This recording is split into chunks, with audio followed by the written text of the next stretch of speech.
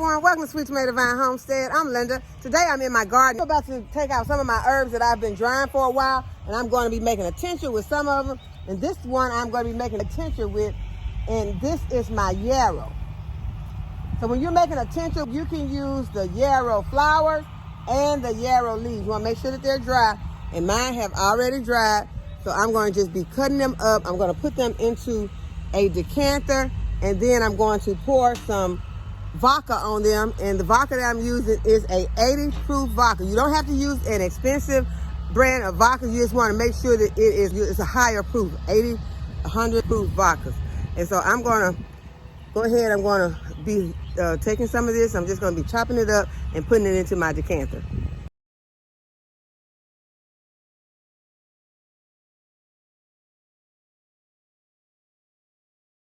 And once you have your leaves and your flowers in your decanter, you just want to go ahead and fill your decanter until the flowers and the leaves are covered. As I mentioned before, this is an 80 proof vodka, and you can go ahead and do your research and see what the benefits are of yarrow tincture. And it looks really pretty. Okay, so go ahead and do your research to see what the benefits are of having a yarrow tincture, and sit this in a dark place for 4 to 6 weeks till it is ready to use. Next, I'm going to go ahead and harvest my mint leaves, and I bought a jar out here to put them in. This is going to make some delicious mint tea. You can chop them up really fine if you want to. You can go ahead and put them into your coffee grinder and grind them up. Or you can just put them in the way that I'm putting them in right now and wait until you are ready to use them and then chop them up. Okay, and make sure that you put your label on it so you'll know that that is your mint. And the next one I have is my lavender.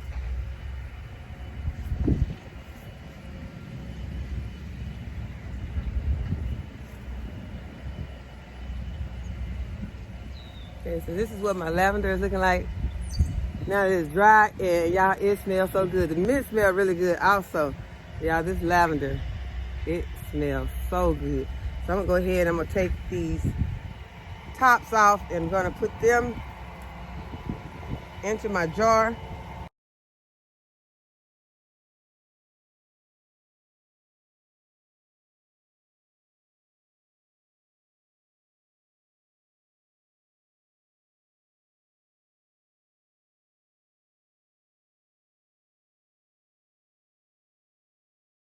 Okay, now I'm going to take some of my yarrow out and put it into one of these containers so that I can have it if I want to make some tea or use it dry.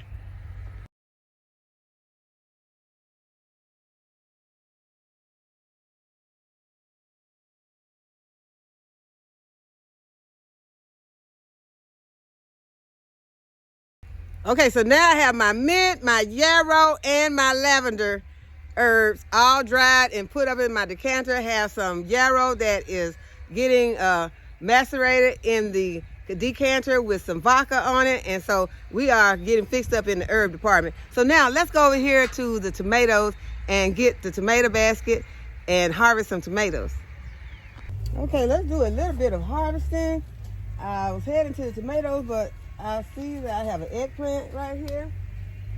I'm gonna go ahead and get this eggplant. And I brought something out to cut my fruit off. It's best to bring out some of your snips so that you won't tear your plants up.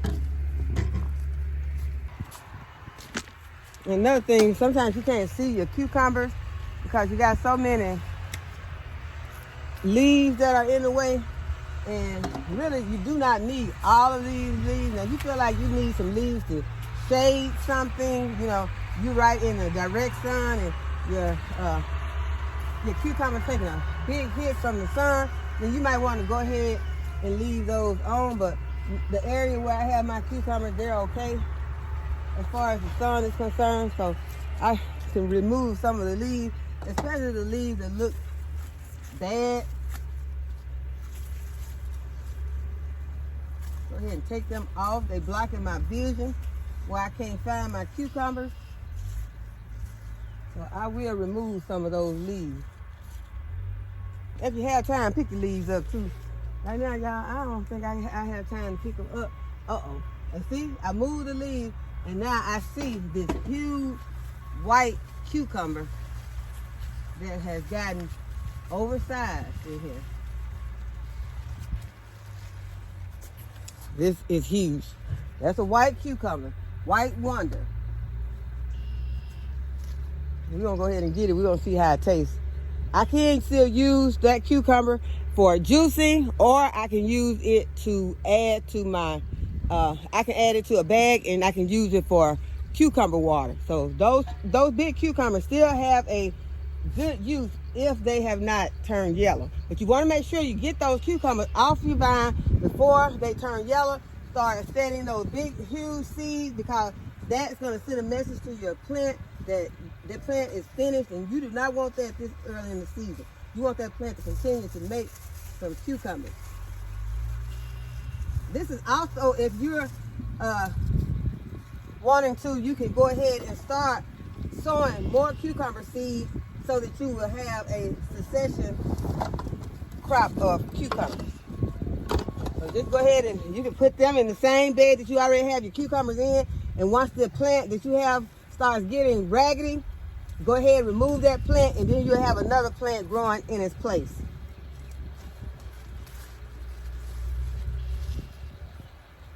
And sometimes with the weather, the way that, our conditions, pests, a lot of things can cause your cucumber plants to start looking bad early in the season. So if that happens, don't worry about it. Just drop a couple more seeds. Okay, so I think that I may have all of the cucumbers that are ready. So we're gonna go ahead and go around this bed and see what the tomatoes are looking like. Y'all, I got some beds out here that are suffering because the water, the irrigation in some of my beds for some reason is not working. Okay, like this bed is seeming to be pretty dry for some reason. I know it has been very warm out, but this bed shouldn't be this dry. So I got to check on my irrigation. And y'all, it just takes a lot of time to do all the things that you want to get done, but you have to take time, especially on the irrigation. Or in the meantime, if the irrigation acts up, you need to be vigilant with your watering, your hand watering. So it's okay if you don't have time to get out and get the irrigation fixed, but you still got to come out and water your plant. I see two nice tomatoes in here that I want to get. Get those two.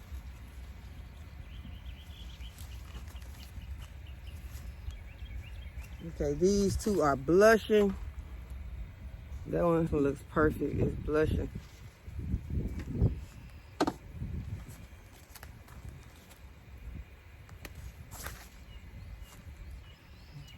Okay. The weather is changing really fast on me, y'all. It is changing really fast. Okay, it has begun to thunder. And once it starts to thunder, that means that there is lightning. Y'all, but look at those beautiful tomatoes in there. Those are some beautiful tomatoes. Very beautiful tomatoes. So the rain is going to help this bed out a whole lot. This is my harvest of cucumbers. I pulled a lemon because I was trying to get this bad one off. I was going to get the seeds out of it, but then I did not cut it, and I tore two of my lemons that were not ready off. So that's why it's best to have your snips. And I also have some cucumbers, tomatoes,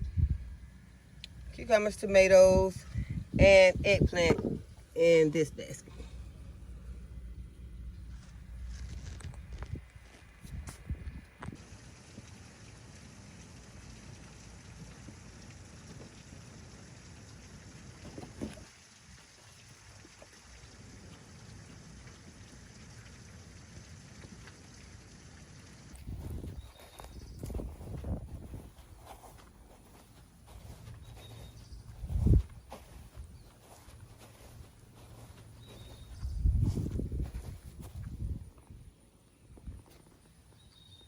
Today I am walking through the garden in my new Hisea boots.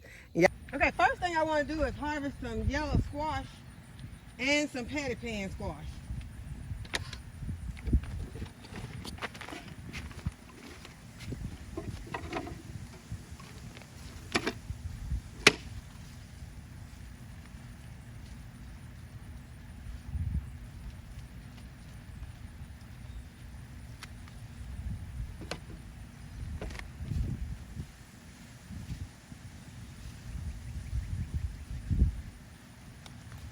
Yeah, I really should be using these nips to get them off, but sometimes it's just faster to me to just go ahead and break them, but I still try to break them off without breaking the head of the little crook of my squash off, and without damaging my plant. But it really is best to use these, but sometimes it's inconvenient because of the positioning of the squash and the plant. Right now, I am choosing to just raise this plant up and just break off the squash. This big one, I might have to go ahead and cut it because it might be a little tough. The stem may be tough on here, so I'm going to go ahead and cut it off. This one has gotten bigger than I like for it to get.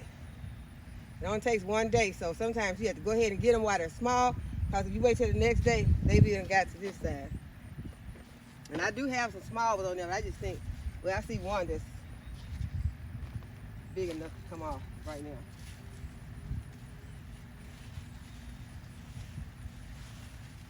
And y'all, so far, the plants today are looking pretty good. I don't see any damage. I don't see any squash bugs or anything like that.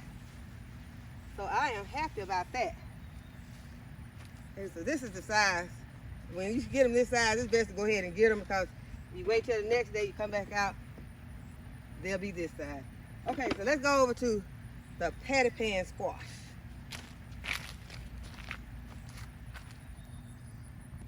And you all, this is the Lady Godiva squash right here, and it is the squash that has the green pumpkin seeds in it like you buy from the store.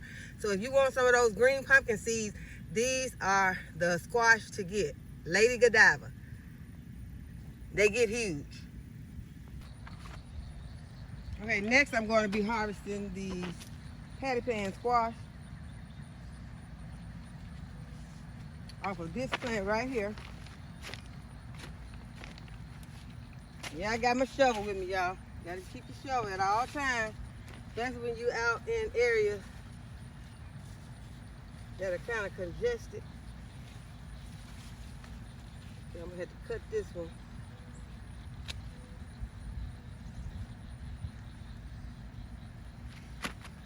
These are the patty pan or scallop squash. Someone was asking me what they taste like. To me, they taste like your other squash. It's just a different shape. They may have a different texture to them, but you can cook them just like you do your other squash. If you like fried or stir fried or dipped in batter fried, or however you eat your regular squash, you can use those same recipes on the scallops.